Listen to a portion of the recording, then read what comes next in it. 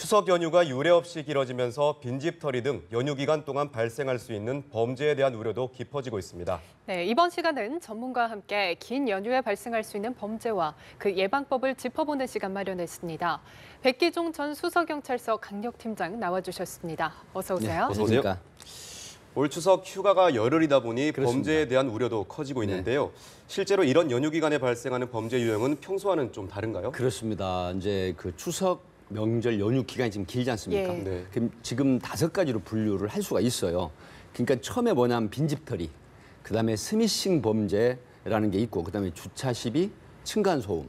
그리고 이제 2가지를 더 추가를 한다라고 하면 화재 사고하고 교통 사고가 더 빈발한다. 이렇게 말씀드릴 수 있습니다. 네. 예, 연휴가 길다 보니 많은 분들이 고향을 찾거나 장시간 여행을 가기 위해서 네. 좀 집이 비어 있는 경우가 많은데요. 가장 걱정스러운 게 바로 도둑이 들어올까 이 빈집털이인데 실제로 추석 연휴 기간 동안 이 빈집털이 증가율이 굉장히 높다고요. 그렇습니다. 그 빈집털이 증가율이 굉장히 높아지는데요. 그러니까 한 경비 보안업체 범죄예방연구소의 그 추석 연휴 침입 범죄 분석 결과가 있어요. 3년 동안. 네. 그리고 이제 경찰청 통계하고 이게 같이 보면 3년간 21%가 증가가 됐는데요. 예. 사실은 인적이 드문 자정 시간부터 아침 6시까지 이때가 이제 가장 많은데 이게 바로 69% 발생이죠. 100건 중에 69건이 이 시간대에 발생을 한다는 것이고요. 그다음에 새벽 2시부터 5시 사이가 집중적으로 발생하는 그런 형태이기 때문에 사실은 연휴 첫날부터 시작해서 추석 때까지가 가장 큰 범죄, 빈집털이가 일어나고요. 그 뒤로부터 점차 감소하는 그런 현상이 있었습니다. 네, 그런데 흔히 생각할 때 빈집털이의 경우 뭔가 특별한 방법으로 침입한다고 생각할 수 있는데요. 네.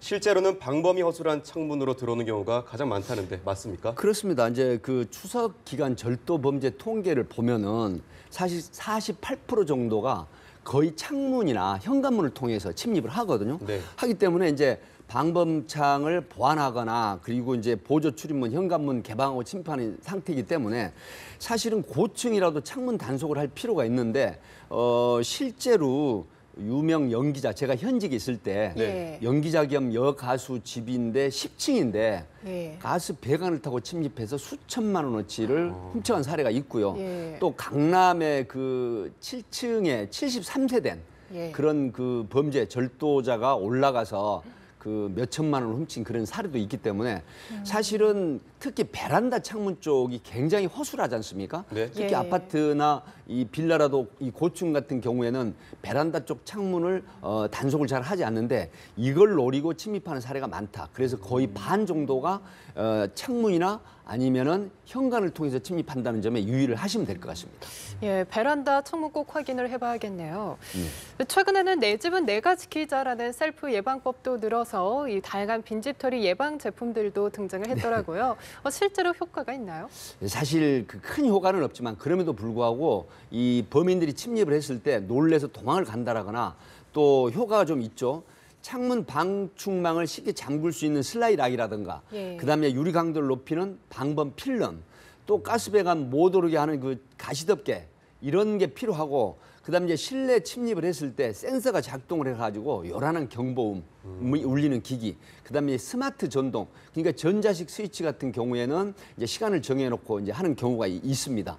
이런 부분이 사실은 그래도 상당한 효과가 있다 이렇게 말씀드릴 수 있습니다. 네, 추석 같은 명절에는 아무래도 집에 사람이 없다 보니까 네. 빈집털이가 성행할 수밖에 없을 것 같은데요. 방금 언급하신 방법 이외에 또 특별한 예방법이 있을까요? 그렇습니다. 이제 평상시 보면 우리가 신문이나 우유, 잡지 같은 거를 긴 연휴 기간 동안에는 이제 그 배달이 안 되게 해라 이제 이런 부분이 있는데 또 다른 방법이 있죠. TV나 라디오 예약 기능을 이렇게 이제 사전에 해놓거나 아니면 집 전화기를 휴대폰으로 착신 전환을 해놓는다라든가 그다음에 이제 가스 배관 창틀 이런 또 그 가스 배관 창틀이나 이 올라가지 못하게 형광 물질이나 기름칠을 칠해놓는 경우도 있거든요. 네. 근데 이렇게 하면 사실은 경찰이 수사하는데 증거를 활용하거나 또 범인을 추적하는데 굉장히 좋고요. 또 이런 부분 때문에 예방이 되기도 합니다. 그리고 또 하나는 이 지구대나 파출소에 사전 예약 순찰제를 활용할 수가 있습니다. 예. 그렇게 되면은 순찰을 강화하고 그다음에 안전에 문제가 없다는 메시지를 해주기도 하거든요. 이런 부분인데 특히 제가 말씀을 드리고 싶은 건 요즘은 이제 그 인터넷 활용하는 범죄가 많기 때문에 SNS나 인스타그램에 여러 가지 형태의 자기 휴가 일정을 올리는 경우가 있어요. 예. 근데 이런 부분인데 이걸 노리고 또 침입해서 안심하고 범죄를 하는 이런 사례가 있기 때문에 특히 이런 부분은 조심해야 될 것 같습니다. 예, 그렇군요. 또 하나 최근 들어 이런 연휴 기간을 이용해서 증가하고 있는 범죄 유형 중 하나가 바로 스미싱인데요. 네. 젊은 분들이야 이런 스미싱 범죄를 아시지만 어르신들에게는 다소 좀 생소하실 것 같아요. 그렇습니다. 이 스미싱 범죄 뜻부터 설명 부탁드립니다. 예, 이제 스미싱 범죄 피해가 굉장히 늘고 특히 설이나 추석 명절 연휴 때 늘어나는 게 이제 스미싱 범죄인데 사실은 문자 메시지하고 피싱이라는 합성어죠. 근데 이게 뭐냐면은 쉽게 말씀드리면 내가 가지고 있는 휴대폰 해킹입니다. 예. 해커가 이제 해킹을 해서 들어오면 웹사이트, 그러니까 쉽게 말하면 메시지를 열어보는데 출처가 불분명한 메시지를 열어보게 되면 URL이라 해서 인터넷 주소가 나옵니다. 보통 사람들이 이걸 클릭을 하게 되거든요. 이렇게 되면은 여기에 이제 악성 감염이 되는 거죠. 예. 그렇게 돼서 내 개인 정보, 금융권 정보 이런 게 빠져나가 가지고 사이버머니 구매나 아니면 아이템 구매 이런 식으로 해서 소액 결제가 빠져나가는 나도 모르게 피해가 있는데 나중에 한 달 후에 명세서를 보게 되면은 예. 장기적으로 소액 결제 때문에 잘 확인도 안 되는데 큰 피해를 보는 경우가 있죠. 네, 그렇다면 추석 연휴 기간 동안 발생할 수 있는 스미싱 범죄, 구체적으로는 어떤 유형이 있습니까? 이 사실은 이제 특히 이런 게 있습니다. 택배. 그다음에 네. 예. 선물이 왔는데 배송이 많아서 지연이 된다. 그래서 확인을 좀 해달라고 하는 거. 그다음에 이런 게 있죠. 그 어떤 뭐 기업체나 이런 걸 사칭을 해서 사은품 증정. 그다음에 추석 명절을 맞이해서 인사를 전하는 말 클릭해보세요 하는 이런 형태가 있고요. 요즘은 특히 항공권 예매, 네. 그다음에 SRT나 KTX. 이제 사람들이 예매를 못해서 고향에 가보고 싶은데 못 가는 경우 네. 이런 부분도 판매를 한다라고 하면 굉장히 반갑죠. 그래서 클릭을 하게 되는데 이런 부분이 되면 결국 악성 코드 감염이 돼서 큰 피해를 볼 수 있다. 이런 상황이죠. 예, 이게 문자나 SNS 메시지로 오는 경우가 많기 때문에 사실 진짜인지 아닌지 구분하기 어려울 네. 것 같아요. 예방하기도 굉장히 어려울 것 예, 같아요. 가장 좋은 방법은 출처가 불분명한 건 특히 명절 전후에 클릭하지 마시고요. 네. 직접 확인해 볼 필요가 있는데 먼저 스마트폰에 보안 설정을 해놓는 게 좋습니다. 어떤 예. 거냐면 출처를 알 수 없는 앱을 쉽게 말하면 허용하지 않음으로 설정을 해버리는 거죠.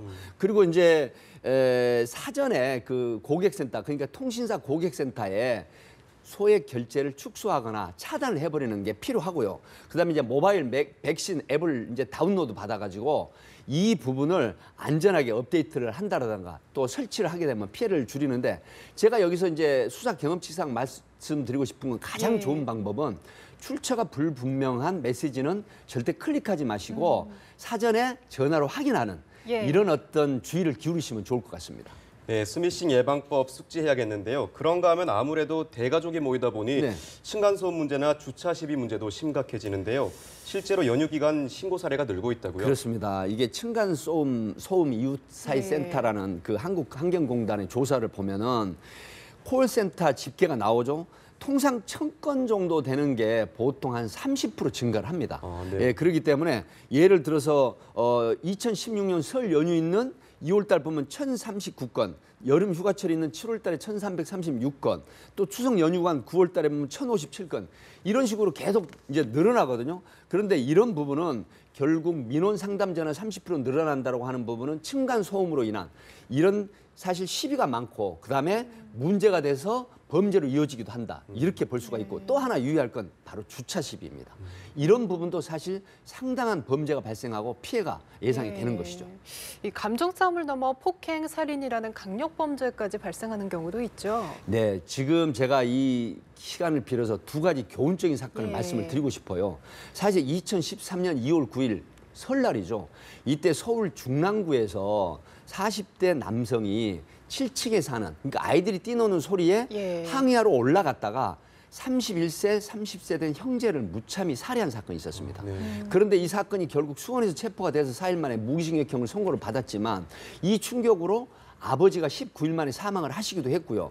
또 주차 시비가 뭐냐면 2014년 11월 달에 바로 경기도 부천에서 45세 된 남성이 주차 시비가 문제가 됐는데 이때 주차 시비가 된 38세, 7세 자매를 또 현장에서 흉기로 살해한 사건이 있었거든요. 네. 근데 명절을 전후해서 사소한 것 같지만 층간소음 시비, 그다음에 주차 시비가 이런 끔찍한 가족 살해까지 이어진다. 그래서 네. 절대로 이런 부분은 조심하시고 서로 배려하는 또 이해하는 마음을 가져야 될 것 같습니다. 네, 명절에 그런데 이런 문제들이 또 다른 예방법들이 있을 것 같거든요.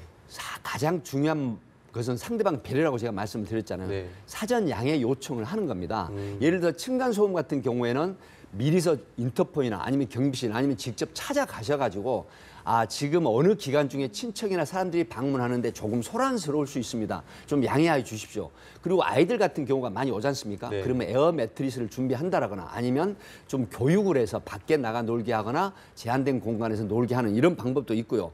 절대로 주의할 점은 특히 명절이라고 해서 마음 놓지 말고 직접 대면하는 이런 논쟁을 하지 마시라는 거죠. 그러니까 관리사무소라든가 아니면은 다른 그 층간소음 이웃사회센터 아니면 지자체에서 운영하는 층간소음 민원실을 이용하시고 마지막으로 가장 손쉬운 방법은 112를 해서 경찰에게 도움을 요청하는 방법입니다. 네. 그러면 경찰이 중재를 하고 예. 그래서 앞에 제가 말씀드린 끔찍한 그런 살인사건까지 이어지는 범죄를 예방할 수 있다. 이렇게 말씀드릴 수 있겠습니다.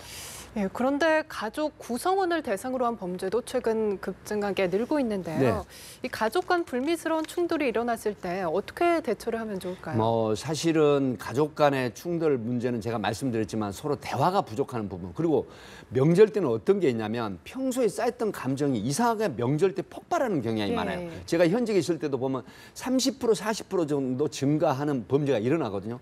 왜 그러냐면 평소에 쌓였던 게 만나게 되니까 좋은 이야기를 해야 되는데 감정이 표출이 됩니다. 이러기 때문에 서로 배려하고 이해하는 그리고 상대방을 이해해주는 이런 심리를 가져야 되는데 이상하게 이혼 사례가 어떤 경우냐면 부부간에도 명절이 지나고 난 그러니까 설이나 그다음에 추석이 지나고 난 이후에 이혼 심판 청구 소송이 무려 27%가 더 발생을 한다라고 하는 것이거든요. 그렇다면 부모 자식 간에 또 부부 간에 이런 명절을 전후해서 이런 불안한 그런 심리가 발동을 해서 이혼이나 그다음에 부모 자식 간에 갈등이 예. 생기는 이런 걸 예방을 해야 될 것 같습니다. 예, 서로가 대 배려가 가장 그렇습니다. 중요할 것 같습니다. 네. 지금까지 백기종 전 수사경찰서 강력팀장이었습니다. 네, 고맙습니다. 고맙습니다. 감사합니다.